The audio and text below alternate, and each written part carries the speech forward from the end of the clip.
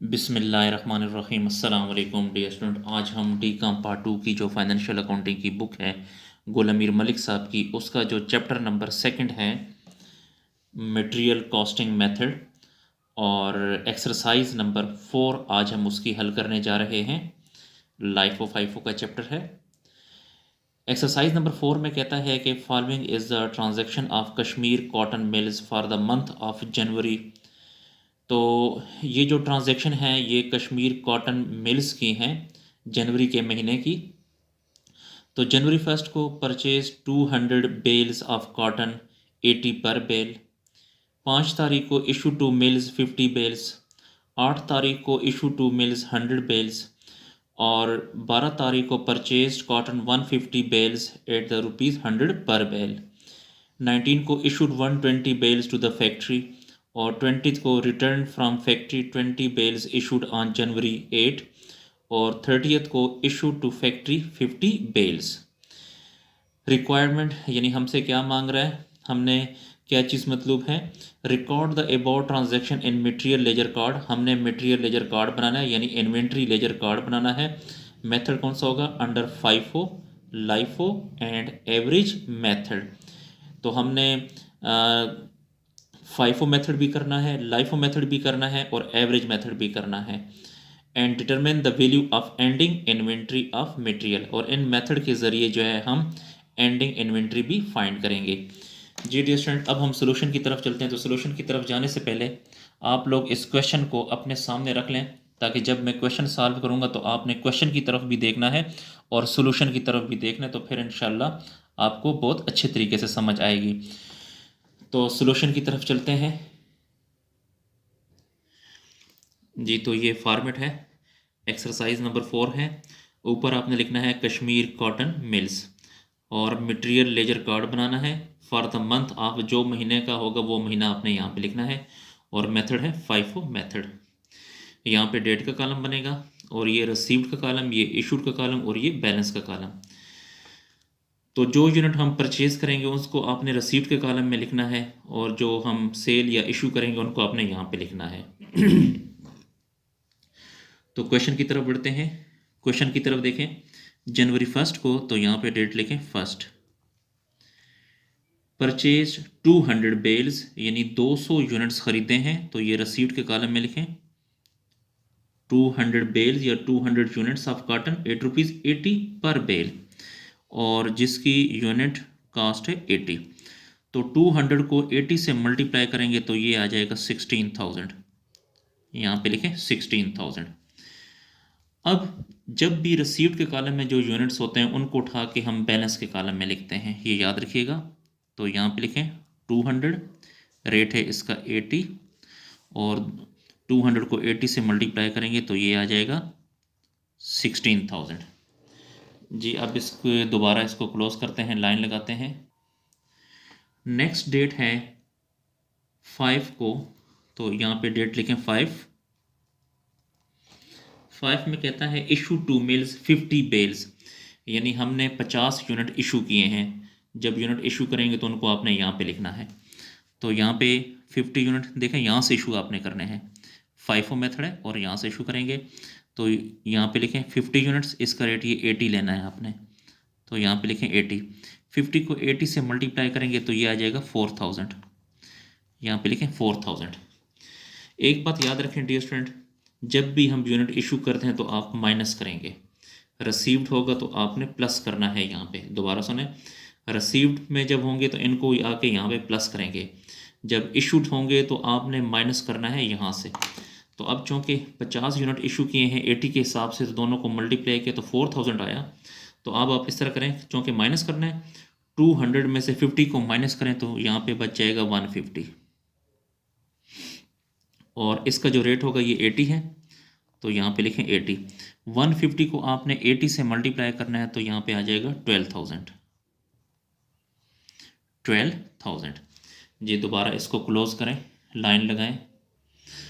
5 तारीख के बाद दोबारा 8 तारीख को, यहाँ पे लिखें 8 डेट को, इशू टू मिल्स 100 बेल्स। दोबारा 8 तारीख को 100 यूनिट इशू किए हैं, तो इशू किए तो यहाँ पे लिखेंगे 100 यूनिट इशू किए, इसका रेट ये आखिरी वाला आपने लेना है हमेशा 80। 100 को 80 से मल्टीप्लाई करेंगे तो ये आ जाएगा 8000 जी। जब भी इशू के यूनिट इशू में लिखते हैं तो उसको आपने माइनस करना है। तो 150 में से 100 को माइनस करें तो यहाँ पे बच जाएंगे 50, इस 50 को नीचे उतारें जी। दोबारा समझें, 150 में से 100 को माइनस करें तो यहाँ पे 50 बच जाएगा ना, वो 50 यहाँ पे लिखेंगे, इसका रेट ये 80 होगा। 50 को 80 से मल्टीप्लाई करेंगे तो इससे आ जाएगा 4000, यहाँ पे लिखें 4000 जी। दोबारा लाइन लगाएं, 8 तारीख के बाद 12 तारीख को यहाँ पे लिखें, डेट के कॉलम में 12 डेट को, 12 में कहता है कि purchased cotton 150 bales at the rate of 100 purchase है। तो याद रखें डियर स्टूडेंट, जब भी परचेज की एंट्री होगी तो परचेज से पहले आपने ये ऊपर वाले यूनिट नीचे उतारने हैं। तो ये 50 यहाँ पे लिखें, रेट इसका 80 और ये 4000 भी। अच्छा, तो 12 डेट में कहता है कि परचेज्ड कॉटन 150 बेल्स यानी 150 units at the rate of 100 पर यूनिट्स। तो यहाँ पे लिखें 150 यूनिट्स परचेज किए हैं। जब भी यूनिट परचेज करेंगे तो आपने रिसीव्ड के कॉलम में लिखना है और इसका रेट है 100। 150 को 100 से मल्टीप्लाई करेंगे तो 15000 आ जाएगा जी। डियर स्टूडेंट, मैंने आपसे कहा था जब भी रिसीव्ड के कॉलम में जो यूनिट होते हैं इनको उठा के आपने दरबैनस में लिखना होता है। तो ये 150 यहाँ पे लिखें, 100 को भी यहाँ पे लिखें और 15000 को भी यहाँ पे लिखें, 15000। इसको भी क्लोज कर दें जी। 12 डेट के बाद फिर है 19 को, तो यहाँ पे लिखें 19 डेट। 19 को कहता है कि issued 120 bales to the factory, यानी 120 यूनिट हमने इशू किए हैं। डियर स्टूडेंट, देखें मेथड कौन सा है, FIFO। जब भी हम FIFO मेथड के तहत क्वेश्चन को हल करेंगे तो आपने यूनिट इधर ऊपर से इशू करने हैं, जब LIFO मेथड होगा तो नीचे से इशू करेंगे। तो देखें हमने कितने यूनिट इशू करने हैं, 120। तो अब 50 में से तो 120 जा नहीं सकते, तो यहाँ से पहले ये 50 उठाएं, ये 50 यूनिट, इसका रेट है 80। 50 को 80 से मल्टीप्लाई करेंगे तो 4000। डियर स्टूडेंट, हमने यूनिट इशू करने हैं 120, तो 50 तो ये हो गए, तो यहाँ से 170 यूनिट यहाँ से ले लेंगे। 150 में से 70 यूनिट लेंगे। तो देखें 50 और 70 120 यूनिट पूरे हो गए। अच्छा, 150 में से हमने 70 लिए और इसका रेट क्या है 100, तो यहाँ पे लिखें 100। 70 को 100 से मल्टीप्लाई करेंगे तो ये आ जाएगा 7000। अच्छा, अब आगे बात को समझिएगा। देखें ये 50 यूनिट में से ये 50 चले गए तो ये तो ख़त्म हो गए। 150 में से 70 यूनिट्स यहाँ पर आ गए तो बाकी 80 यूनिट बच गए, यानी यहाँ पर 80 बच गए। तो इस 80 को नीचे उतारें, इसका रेट है 100। 80 को 100 से मल्टीप्लाई करेंगे तो ये आ जाएगा 8000 जी। दोबारा इसको क्लोज करें, लाइन लगाएं, पेज को थोड़ा सा ऊपर कर लेते हैं।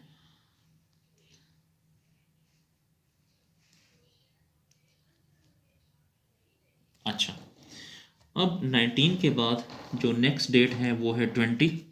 तो यहाँ पे लिखें 20 डेट को कहता है return from factory 20 bales issued on January 8। 20 को रिटर्न फ्रॉम फैक्ट्री जी। डियर स्टूडेंट, एक बात याद रखें, जो रिटर्न फ्रॉम फैक्ट्री होता है उसको इधर इशू के कॉलम में लिखते हैं, लेकिन ब्रैकेट में लिखते हैं क्योंकि ये रिटर्न होता है। तो 20 यूनिट्स रिटर्न हुई हैं तो यहाँ पे लिखें ब्रैकेट में, और आगे कहता है इशूड ऑन जनवरी 8। 8 जनवरी को हमने इशू किए थे। तो देखें ये 8 जनवरी है, 8 जनवरी को रेट कितना था 80 था, तो यहाँ पे भी रेट लें 80। 20 को 80 से मल्टीप्लाई करेंगे तो ये आ जाएगा 1600, इसको भी ब्रैकेट में लिखें। अच्छा, अब आपने इस तरह करना है कि आम रूटीन में ये जो यूनिट्स होते हैं, इशू जो यूनिट होते हैं वो हम माइनस करते हैं, लेकिन जब भी यहाँ पर ब्रैकेट में होंगे तो उनको आपने यहाँ पर लिखना है। ठीक है जी, यहाँ पे लिखेंगे। तो पहले ये जो ऊपर वाले यूनिट हैं, ये जो यूनिट है इनको पहले यहाँ लिखें। एक बात याद रखें कि FIFO मेथड के तहत इन यूनिट्स को पहले आपने यहाँ पे लिखना है। तो पहले लिखें 20 80 और ये 1600। और ये जो 80 यूनिट पड़े हैं इनको भी नीचे उतारें, 80 और ये 100, 80 को 100 से मल्टीप्लाई किया तो 8000 आ जाएगा। जी डियर स्टूडेंट, यहाँ पे मैं एक बात आपको बताता चलूँ कि ये जो 20 यूनिट्स 80 के हिसाब से 1600 के, इनको मैंने यहाँ लिखा है, पहले लिखा है, क्योंकि ये FIFO में पहले लिखते हैं। जब LIFO मेथड होगा तो इनको इधर नीचे लिखेंगे, ठीक है जी। अच्छा, अब दोबारा इसको लाइन लगाएं जी। 20 डेट के बाद नेक्स्ट डेट है 30, तो यहाँ पे लिखें 30 में कहता है कि इशू टू फैक्ट्री 50 बेल्स, यानी 50 यूनिट्स हमने इशू किए हैं। तो इशू का ये कॉलम है, तो यहाँ पे लिखें 50। अच्छा, यहाँ पे देखें ये FIFO मेथड है, तो FIFO मेथड के तहत पहले आपने इधर ऊपर से इशू करने हैं, यहाँ से इशू करने हैं। तो अब 20 में से 50 तो जा नहीं सकता, तो पहले ये 20 यूनिट्स यहाँ पे इशू करें। इसका रेट है 80, 20 को 80 से मल्टीप्लाई करेंगे तो ये आ जाएगा 1600। अच्छा, 20 ये हो गए और हमने कितने इशू करना है 50, तो यहाँ से 30 यूनिट और ले लें, यानी 30 यूनिट यहाँ से ले लें। और इसका रेट क्या है 100, 30 को 100 से मल्टीप्लाई करेंगे तो ये आ जाएगा 3000। तो देखें 20 और 30 जो है 50 यूनिट्स पूरे हो गए। अब ये जो 20 यूनिट्स हैं, 20 में से तो ये 20 चले गए, ये तो ख़त्म हो गए। 80 में से 30 यूनिट्स जो हैं ये चले गए, तो 80 में से 30 यूनिट ये चले गए, तो यहाँ पे कितने बच गए 50 यूनिट्स। तो यहाँ पे लिखें 50, ये 50 यूनिट नीचे उतारे। इसका रेट कितना है 100, 50 को 100 से मल्टीप्लाई करेंगे तो ये आ जाएगा 5000। दोबारा लाइन लगाएं जी। तो ये जो है हमारा FIFO मेथड कंप्लीट हुआ। और यहाँ पे लिखें कॉस्ट ऑफ इन्वेंट्री। ये जो 5000 है, ये 5000, ये आखिर में जो ये बच जाता है, इसे आपने कॉस्ट ऑफ इन्वेंट्री कहना है कि इन्वेंट्री की जो कीमत है, इन्वेंट्री की जो कॉस्ट है वो 5000 है। जी डियर स्टूडेंट, ये तो था जी FIFO मेथड। तो FIFO मेथड को एक दफ़ा दोबारा देख लें कि क्वेश्चन यहाँ से शुरू हो रहा है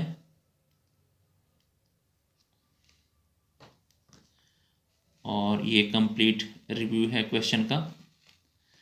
अच्छा, इसके बाद अब हम LIFO मेथड के तहत इसी क्वेश्चन को करते हैं जी। अब हम इसी क्वेश्चन नंबर 4 को LIFO मेथड के तहत करने जा रहे हैं।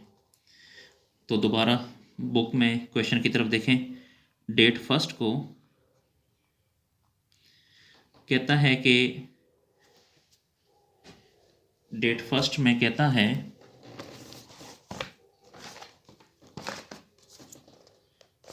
पेज नंबर 55 है जी। फर्स्ट में कहता है परचेज 200 बेल्स ऑफ कॉटन ₹8.80 पर बेल, यानी हमने 200 यूनिट्स परचेज किए हैं और इसका रेट है 80। 200 को 80 से मल्टीप्लाई करेंगे तो ये आ जाएगा 16000। यहाँ पे लिखें 16000। डियर स्टूडेंट, मैंने आपसे ये कहा था कि जब भी रिसीव्ड के कॉलम में जो यूनिट्स हम लिखते हैं, इनको उठा के आपने बैलेंस के कॉलम में भी लिखना है। तो इनको आपने बैलेंस के कॉलम में भी लिखें। यहाँ पे ये 200 यूनिट्स हैं, इसका रेट है 80। 200 को 80 से मल्टीप्लाई करेंगे तो वही आ जाएगा 16000 जी। लाइन लगाएं। उसके बाद 5 डेट को, तो यहाँ पे ले तारीख के कॉलम में लिखे 5 तारीख को।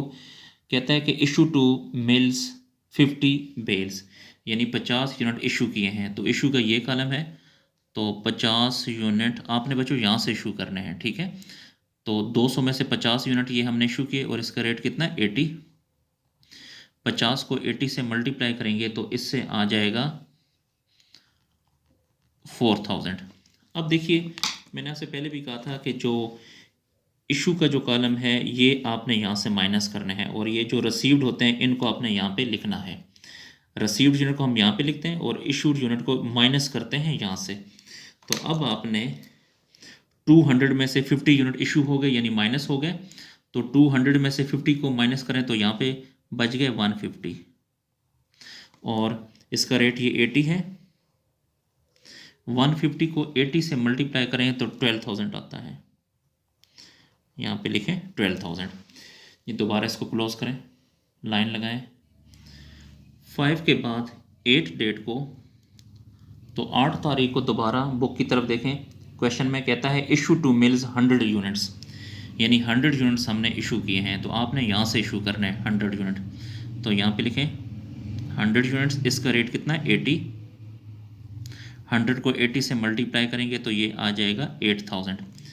तो 150 में से ये 100 चले गए, तो यहाँ पे कितने बच गए 50। इस 50 को नीचे उतारें, इसका रेट है ये 80। 50 को 80 से मल्टीप्लाई करेंगे तो ये आ जाएगा 4000, यहाँ पे लिखें 4000। जी, इसको दोबारा क्लोज करें। 8 डेट के बाद 12 को, डेट लिखें 12 को, कहता है purchase cotton 150 bales at the rate of 100 units. 150 unit हमने ख़रीदे हैं। एक बात याद रखें डियर स्टूडेंट, जब भी परचेज़ की एंट्री होगी तो परचेज़ की एंट्री से पहले ये यूनिट्स आपने नीचे उतारने हैं। तो ये 50 यूनिट्स नीचे उतारें, 80 को भी नीचे उतारें, और ये 4000 को भी। तो 12 तारीख को purchase 150 bales at the rate of 100। तो जो परचेज यूनिट होते हैं उनको रिसीप्ट के कॉलम में लिखते हैं।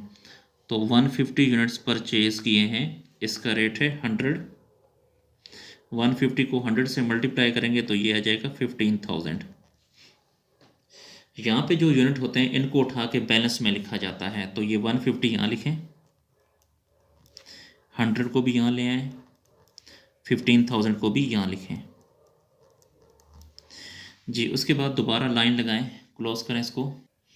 12 डेट के बाद 19 को, तो डेट लिखें 19 को, कहता है issued 120 bales to the factory.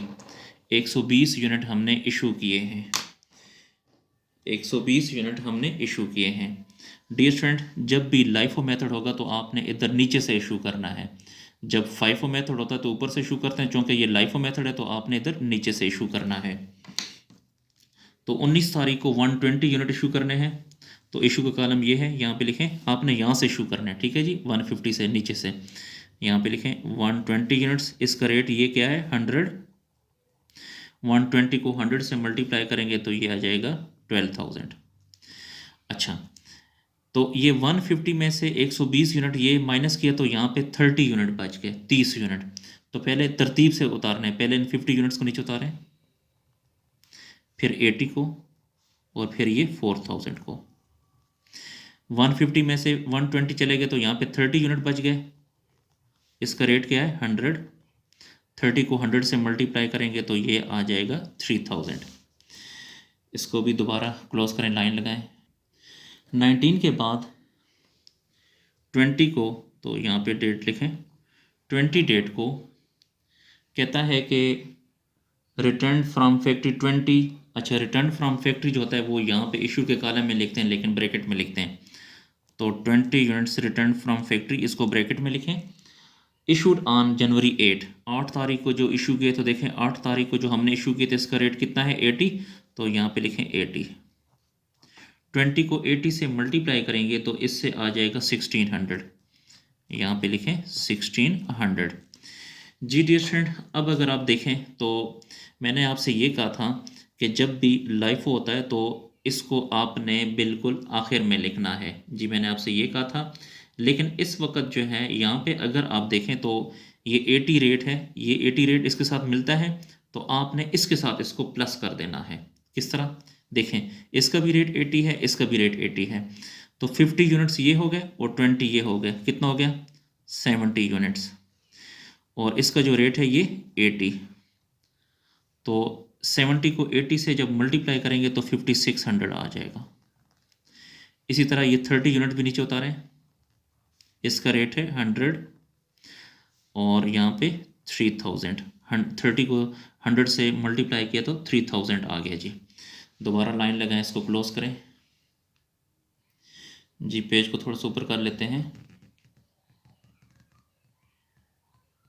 अच्छा, 20 के बाद 30 तारीख को 30th डेट को कहता है issued to factory 50 units, issued हमने किए 50 यूनिट्स। अब देखिए आपसे मैंने कहा था जब भी लाइफो मेथड होगा तो आपने इधर नीचे से इशू करने हैं, तो 30 में से तो 50 जा नहीं सकता, तो 30 पहले ये ले लें, इसका रेट है 100, 30 को 100 से मल्टीप्लाई करेंगे तो 3000।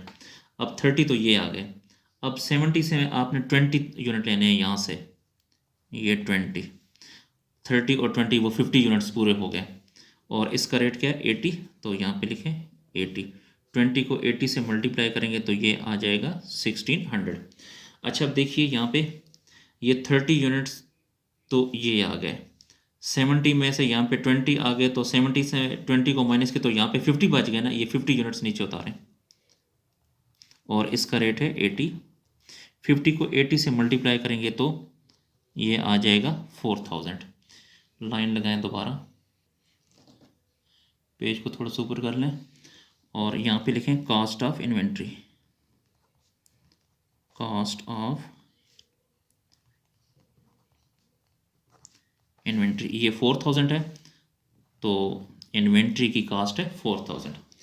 जी डियर स्टूडेंट, हमारा जो लाइफो के तहत क्वेश्चन था वो भी कंप्लीट हो गया, लाइफो मेथड कंप्लीट हो गया। अब हम एवरेज मेथड करने जा रहे हैं, तो एवरेज करते हैं जी, वही मटेरियल लेजर कार्ड, और अब हम एवरेज मेथड करेंगे।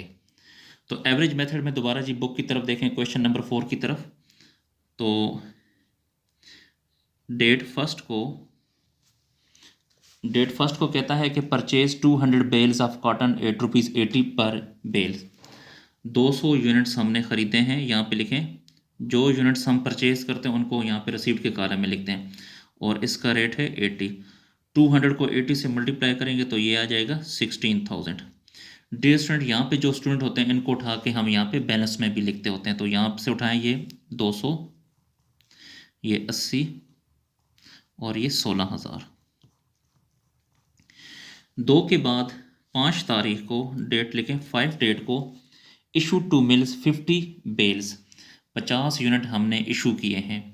इशू आपने इस कॉलम में लिखने हैं लेकिन यहाँ से इशू करेंगे, तो 50 यूनिट इशू किए हैं, यहाँ पे लिखें 50 यूनिट, आखिरी रेट आपने ये लेना है, ये वाला 80, 50 को 80 से मल्टीप्लाई करेंगे तो ये आ जाएगा 4000। डियर स्टूडेंट, एवरेज मेथड में एक बात याद रखिएगा कि जब रिसीव्ड होते हैं तो आपने प्लस करने हैं यहाँ पे, जब इशूड होते हैं तो आपने माइनस करने हैं यहाँ से। तो क्या तरीक़ेकार है, अब देखें ये इशू है ना, तो 200 में से 50 को माइनस करें, 200 में से 50 को माइनस करेंगे तो ये आ जाएगा 150, 16000 में से 4000 को माइनस करेंगे तो यहाँ पे आ जाएगा 12000। अब 12000 पर डिवाइड करें 150 को तो रेट आ जाएगा आपके पास 80 आ जाएगा, यानी कैलकुलेटर पे 12000 को डिवाइड करें 150 पे तो आपके पास 80 आ जाएगा। 5 तारीख के बाद 8 तारीख को issue to mills 100 bales, 100 unit दोबारा इशू किए, तो इशू का ये कॉलम है, यहाँ पे लिखें 100 यूनिट, रेट आपने आखिरी ये वाला लेना है 80, तो 100 को 80 से मल्टीप्लाई किया तो यहाँ पे आ जाएगा 8000 जी। अब देखें जब इशू होता है तो माइनस करते हैं, 150 में से 100 को माइनस करें तो यहाँ पे बच जाएगा 50, इसी तरह 12000 माइनस 8000 तो यहाँ पे आ जाएगा 4000, 4000 डिवाइडेड बाई 50, यानी 4000 को 50 पे डिवाइड करेंगे तो आपके पास रेट आ जाएगा 80 जी। दोबारा 8 तारीख के बाद 12 तारीख को यहाँ पे डेट लिखें, 12 डेट को 12 में कहता है कि purchased cotton 150 bales at the rate of 100 पर बेल्स, यानी 150 यूनिट्स हमने परचेज़ किए, जो यूनिट हम परचेज़ करते हैं वो आप यहाँ लिखते होते हैं इन कॉलम में, 150 यूनिट परचेज़ किए, इसका रेट है 100, 150 को 100 से मल्टीप्लाई करेंगे तो ये आ जाएगा 15000 जी। डियर स्टूडेंट, जब यहाँ पे यूनिट होते हैं इनको आपने प्लस करना है यहाँ इस इनके साथ, तो देखें 50 प्लस 150 तो ये आ जाएगा 200, यानी 50 प्लस 150 तो 200। इसी तरह 4000 प्लस 15000 ये आ जाएगा 19000। 19000 को डिवाइड करें 200 पे तो आपके पास रेट आ जाएगा 95। फिर आगे 12 तारीख के बाद 19 तारीख को कहता है issued 120 bales to the factory. 12 के बाद 19 तारीख को issued 120 bales to the factory. 120 unit हमने इशू किए हैं, 120 यूनिट हमने इशू किए हैं। तो इशू का ये कॉलम है, यहाँ पे लिखें 120 यूनिट। रेट आपने ये वाला लेना है, आखिरी वाला 95। 120 को 95 से मल्टीप्लाई करेंगे तो ये आ जाएगा 11,400।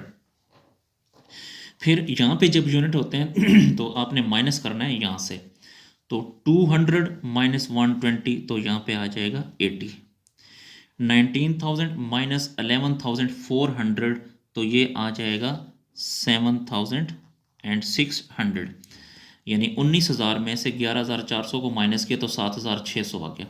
7,600 को डिवाइड करें 80 पे तो आपके पास रेट आ जाएगा कैलकुलेटर पे 95 जी। 19 के बाद फिर दोबारा 20 तारीख को यहाँ पे डेट लेंगे 20 में कहता है कि रिटर्न फ्रॉम फैक्ट्री। जी रिटर्न फ्रॉम फैक्ट्री जो होता है वो आप यहाँ लिखते हैं लेकिन ब्रैकेट में। रिटर्न फ्रॉम फैक्ट्री 20 बेल्स, यहाँ पे लिखें 20 यूनिट्स, तो इनको आपने ब्रैकेट में लिखना है। और आगे कहता है इशूड ऑन जनवरी 8 देखें ये 8 तारीख को हमने इशू किए थे तो इसका रेट 80 था, तो यहाँ पे लिखें 80। 20 को 80 से मल्टीप्लाई करेंगे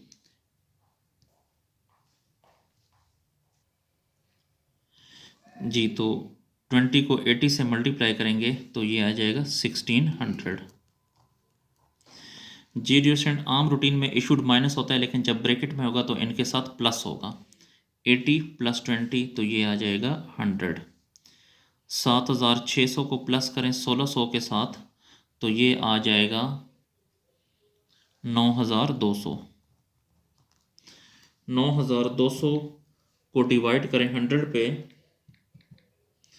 तो इससे आ जाएगा 92 जी। उसके बाद जो नेक्स्ट ट्रांजैक्शन है 30th डेट को, तो यहाँ पे लिखें 30 तारीख को कहता है इशू टू फैक्ट्री 50 बेल्स, यानी 50 यूनिट हमने इशू किए हैं। तो इशू का यही कॉलम है, इसमें लिखना है आपने 50 यूनिट। रेट हमेशा आपने ये लास्ट वाला लेना है 92। तो 50 को 92 से मल्टीप्लाई करें, 50 मल्टीप्लाई 92 जी। 50 को 92 से मल्टीप्लाई किया तो ये आ जाएगा 4,600 जी। अब आपने इशूड जब होता है तो माइनस करते हैं, 100 में से 50 को माइनस करें तो यहाँ पे आ जाएगा 50। 9200 में से 4600 को माइनस करें जी, 9200 माइनस 4600 तो यहाँ पे आ जाएगा 4600। 4600 को डिवाइड करें 50 पे तो इससे आ जाएगा 92। यहाँ पे लिखें 92। डियर स्टूडेंट ये हमारा एवरेज मेथड था, और एवरेज मेथड के तहत जो है हमने कॉस्ट ऑफ इन्वेंट्री फाइंड की। तो कॉस्ट ऑफ इन्वेंट्री है 4,600। डियर स्टूडेंट इसमें मैं आपको बताता चलूँ कि बुक में जो आंसर दिया गया है 4,750 वो आंसर ठीक नहीं है, बल्कि इसका जो करेक्ट आंसर है वो 4,600 है जी। डियर स्टूडेंट इन वीडियोस को अपने दोस्तों और स्पेशली जो कॉमर्स के स्टूडेंट हैं जो आपके क्लास फेलो हैं उनके साथ शेयर करें ताकि वो भी इससे फ़ायदा हासिल कर सकें। और अगर किसी पॉइंट की कहीं पे आपको समझ नहीं आ रही तो आप कमेंट सेक्शन में जाकर मुझसे पूछ सकते हैं। शुक्रिया, अल्लाह हाफिज़।